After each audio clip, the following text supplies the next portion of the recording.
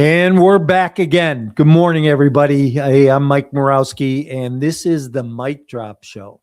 Hey, for those of you that don't know me, I built a real estate company that controlled over 4,000 apartments, 5 different markets, $60 million in assets, and a property management company managing 7,500 doors. Yeah, we were valued at over $100 million. We had raised $18 million in other people's money that they trusted us with. And you know what? I lost it all. And then I found myself in federal prison. Let me back up because I understand the fall. And you have to understand the climb in order to understand the fall. I started as a general contractor in the northwest suburbs of Chicago. I built that business up to about $5 million a year in revenue, sold it, then went into real estate. Was an agent, built a team doing over $20 million a year in sales production. And it was good. I want to be honest with you about that because false modesty doesn't teach anybody anything. I was really good at the climb. I knew how to find a deal. I knew how to talk to people. I knew how to build a team and cast a vision and get folks to run through the wall with me. 2005, I started a private equity firm. I raised $18 million in private capital and bought 4,000 apartment units in 5 markets across the U.S. With $60 million in real estate. From the outside, I was the guy. I had a portfolio. I had a team. I had a company. I had a reputation, the whole thing. And here's the first lesson I learned. And I want you to write this down. You know what, if you're driving this morning, you might not want to be taking notes, but maybe pull over. But I want you to write this down. Success can be the most dangerous thing that ever happens to you because it makes you stop questioning yourself. It makes you stop questioning the process and the direction that you're headed in. When you're winning, nobody checks the foundation. You don't check the foundation. The deals are closing. The checks are clearing. Everybody's happy. And the better and better it gets, the less you look down at what you're standing on. I wasn't standing on much. I just couldn't see it yet. Then 2008 happened. And, some of you may remember 2008. Some of you might be too young to remember, but you're reading it in the history books. You know what? Now everybody remembers 2008. The whole world cracked open, frozen credit, values dropped, lenders stopped lending. People who were your best friends were no longer your best friends. Investors started to lose. In 2007, to 2009, it started to get ugly. You know what? But here's what I need you to hear. And this is the part people get wrong. When they tell my story about 2008 didn't take me down. 2008 just turned the lights on so I could finally see the choices I had been making in the dark. You know what? When the pressure hit, I had a decision to make.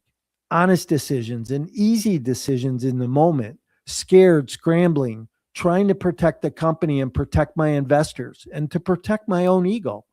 I let my transparency slip. I want to be very precise about the word transparency. I didn't wake up one day and decide, hey, I'm going to break the law. I'm going to be a criminal. That's not how it happens. It's never how it happens, actually. It happens one number at a time, one conversation you don't have, one report you soften, one thing you tell yourself you'll fix next quarter. And when things turn around, lack of transparency is a slow leak. It's like plugging a hole in a boat that's sinking. It's not a blowout. You don't notice it until you're already on the rim, sparks flying, and by then you're going to go too fast. And all of a sudden you hit that brick wall. I operated out of chaos. I operated out of fear. I made decisions defensively instead of honestly, and the company imploded. You know what? I tried to do the right thing. I tried to make everything, continue to float.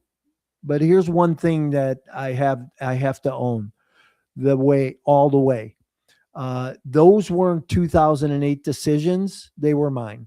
The market cracked, the pressure, got to me, I chose the response every single time.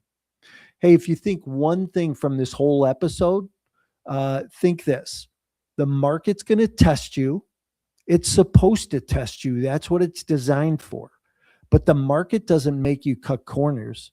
That's something you do on your own. And the day you start blaming the conditions for your character is the day you've already lost. You just don't have the paperwork yet. I was charged with wire fraud and mail fraud and was sentenced to a 10-year federal prison sentence. Let me tell you what that's actually like, because we throw the word prison around like it's a plot or a story. It's not. It's a way of life for a decade. Can you imagine losing a decade of your life, being ripped from the life that you currently know? And let me tell you that the life I currently knew, I didn't drive a big fancy car. I didn't have a big fancy house. I was putting deals together. I was meeting investors and growing my business. I was the neighborhood baseball coach home most nights for dinner. And I got ripped from that lifestyle to live in a 12 by 12 room with three men I didn't know, nor did I like, wondering what the hell happened to my life. You lose everything. And then what? Portfolio's gone, the titles are gone, the reputation is gone, the 30 years I spent building gone. At the time, it was 20 years.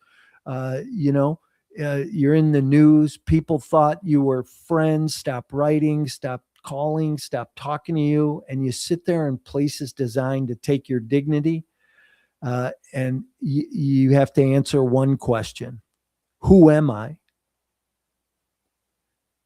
And when everything is gone, what have I built? The other loss is my family, right? Children that don't talk to me anymore today, relationships that are unrepairable, right? So think about it. Most people never have the answer to that question. I had 8 years to sit with it and think about it. And here's what I found. And this is where things started to turn. It's where a whole thing changes, right? We're all faced with defining moments. You can go to the right or you can go to the left, but it's a defining moment. Which way are you going to go? I realized I had two options.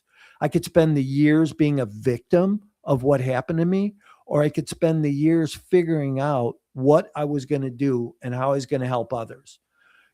Same 8 years, completely different outlook. It's that decision in life. Let me tell you how that happened, right? I go to prison. I get ripped from that lifestyle. I'm 35 pounds overweight. I went from running marathons to hating myself, wondering what the hell happened and what was I going to do next? Completely different world. I had choices to make, though. I walk in the gym one day and I wasn't looking to work out. I wasn't looking to pick up a weight or get in shape. I hated myself. So what was it worth? Well, a guy walks up to me and he says, "Hey, don't let these people beat you. They only want to take from you everything you've ever known. They can destroy your business, destroy your family, but what they can't take is your mind. And they can't take who you are and what you've done and how you can rebuild things." Boy, I'll tell you what, it was like somebody flipped a light switch at that moment. My whole life changed in front of me. And I had a desire to make a difference. You know what? He said, "Hey, come to my class, start working out. You'll start feeling better," which I did. And I started going to his class. I started working out. I started to lose weight. You know what? I realized at that point I had two options. I could spend the years being a victim of what happened, or I could spend the years figuring out what to do next. You know what? So I made the decision. I decided I was going to become useful. Here's what most people don't know about my story. I didn't wait until I got out to rebuild. I started inside. You know what? I taught real estate investing and property management classes for 6 years. I wrote an ethics course and I taught real estate real ethics in prison. You know what? How ironic, a federal inmate teaching ethics. Guys who needed something came up to me. I helped them make differences in their life. One of the greatest stories I can tell is there was a guy that the night before he went home after he had taken my courses for 2 years consistently said to me, if I would have known I could have made this much money selling real estate, I'd have never sold drugs. What really got me was when he said, I would have never hurt anybody. That made a difference. I knew then I was making an impact and I was going to come home and make an impact. Me, the guy who lost everything, wow, failure was an option at that point. And I taught those classes because I wanted to help people, but I was growing as a result of it too. So who's got more credibility today? Right? You pay for things that you've done. Hey, a couple other things that I did while I was gone. I wrote a couple of books. I wrote another book when I came home called The Multifamily Investment Secrets, Your Explosive Guide to Wealth in Multifamily Real Estate. Hey, if you're somebody looking to grow your real estate business, jump on Amazon and grab this book. It's a great place to get it. Or you can get it on my website at multifamilyinvestmentsecrets.com. You know what else happened? I went to college. I got a bachelor's degree in theology. I was on an outreach program. I'd go into the community. I'd tell my story to small business owners. And I wound up meeting a professor at the University of Minnesota. He and I wrote a ethics paper that got published in the Business Journal of Ethics. And you know what? If you want a copy of it, I'll send it to you. But it gets taught today at the collegiate level for forensic accounting and sales and marketing classes. You know what? Making a difference, right? You don't get to choose your lessons. You only get to choose what you do with them. You know what? Let me say that one more time. You don't get to choose your lessons. You only get to choose what you do with them. You know what? I made a decision at that point throughout that time to make a difference, to use that lesson for a greater good. And that's what I do every day. Transparency isn't a value. It's a system. Hoping you'll be honest is not a plan. Building a structure that forces it. Independent reporting, real numbers to your investors, even when the numbers are ugly, especially when they're ugly. Be honest. Make the call. You know what? You have to have an exit plan before you buy. I wrote a whole book on that called Exit Plan. It's you really need to have that exit plan before you ever get to the acquisition closing table, right? The money might be there, but there's danger if you're not paying attention to what's going on. I talk about 5 mistakes that I made, right? When I tell my story publicly, when I'm out there sharing or on a podcast, I talk about 5 mistakes. One is I grew too fast as a company. I had no business buying 2,000 units in 1 year or more than that. I had no business scaling a company that large. There's a lot of failure in unsteadiness. I was undercapitalized. I didn't have enough money to run a business that I hired 100 people to work at. I was over leveraged. I owned $60 million worth of real estate at 85% loan to value. I mean, that's brain damage. Banks today don't even let you get anywhere near that. You should be underwriting deals at 85%. I work with my coaching clients and I teach them, how to look at leverage.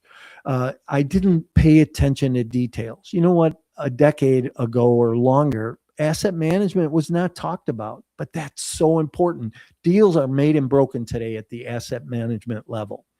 You know what? And then the 5th thing was that I didn't listen to people around me. Hey, there were people around me that saw things going on that I was missing, that I was naive to, but you know what? I didn't pay attention. And then I didn't listen to them. And then when it was too late and you look back and you go, oh my God, you know what? It never fails. Every time I have the opportunity to tell my story and I share my story in a live setting, someone always comes up to me and says, hey, you know what? You just made a difference. I was going to make this decision and now decided to make this decision. I'm going to go in this direction now. You have choices. What are you doing with your choices? There's 3 pressures that reveal your character.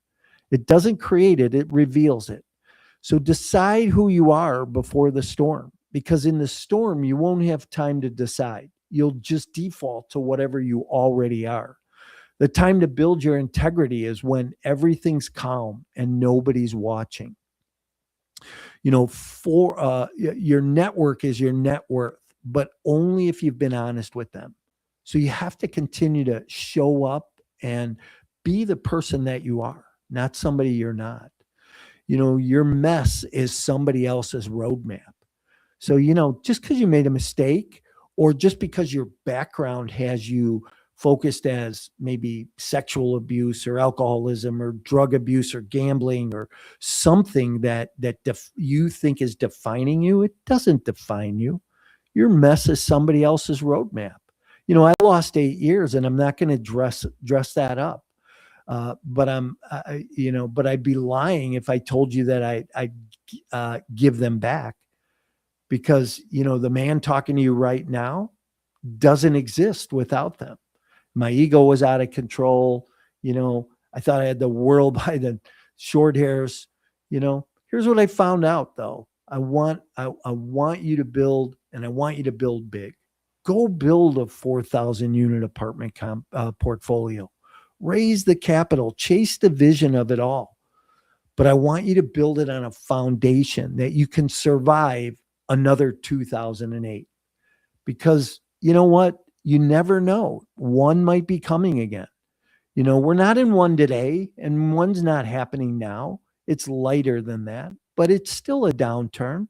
There's no geniuses in this business. There's only market cycles, So build it honestly, build it with transparency, build what you want so your worst day doesn't show up. Build it on a foundation, a solid foundation. You know what? If this hit you today, if you're in a hard spot, trying to learn a hard lesson, if you're an investor who needs an exit plan before you buy, or you just needed to hear that the bottom isn't the end of your story, do 3 things for me. And I'm going to ask you for a favor. Subscribe to the Mic Drop Show, because this is the kind of conversation that I have here every week. Every Wednesday morning, I show up for you. I show up to bring you evidence of reconciliation. I show up to bring you evidence of building, of a future, of transparency and integrity. You know what? Subscribe to the Mic Drop Show, because you never know where the conversation's going to go. And if you think somebody needs to hear this episode, send it to them, right? Copy them in. And if you want to go deeper, and if you want help building your portfolio the right way, through systems and accountabilities that I didn't have before, but I've come to find out what they are, call me. I'd love to have a conversation with you. I'm a coach. The second thing is, maybe you need to take on some coaching for yourself. I work with people 3 months, 6 months, a year, 2 years, to help them grow, to help them scale.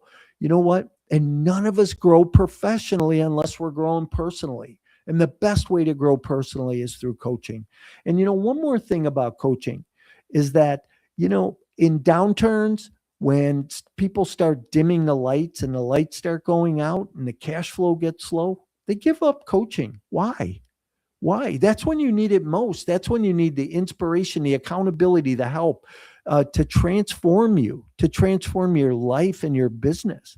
You know what? The people who stay focused and stay intent today are the ones that are going to be successful tomorrow as this market changes. No pressure. The door's open whenever you're ready. Don't hesitate.